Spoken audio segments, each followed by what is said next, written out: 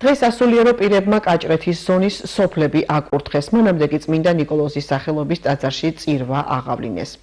ეპარქიის კურთხევა საქართველოში სახელმწიფო რელიგიის 1700 წლის საიუბილეო თარიღთან დაკავშირებით გურჯაანისა და ველისიხის ეპარქიის მთავარეპისკოპოს ყოვლად უსამღვდელოეს ექვთიმეს ლოცვა კურთხევით მიმდინარეობს. მეუფე ექვთიმეს კურთხევით 1700 წელთან დაკავშირებით საიუბილეო წელი არის წლევანდელი წელი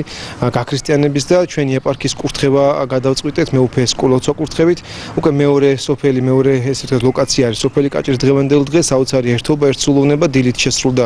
ეპარქიის მამები და თბილისიდან მოგზაურებული მამების ერთობლივი მსახურება წირვა, მცირე აიაზმა და სოფელ კაჭრეთის კურთხევა.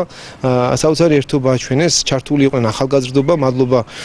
ჩვენს სასულიერო მამებს და რა თქმა უნდა მამა ანტონის, მამა შოთას და მამა გიორგის ლოცვა კურთხევის ქვეშ მოხდა ესე ვთქვათ სოფელ კაჭრეთის კურთხევა მათი წინამძღოლობით და მადლობა ყველას და მადლობა უფალს თან როგორ დაემთხვა საოცრად რომ აი პირველი ვინას გურჯაანი ვაკურთხეთ და წმინდა ნინოს შემოსვლის დღეს გურჯაანი დაიწყო კურთხევა და შემდეგ დღეს არის მირიანი მეფე და ნანა დედოფლის ხსენება და აი ამ დღეს უკვე სოფელი კაჭრისი საოცრად მიყვება და მადლობა ღმერთს ამ დიდი წყალობის და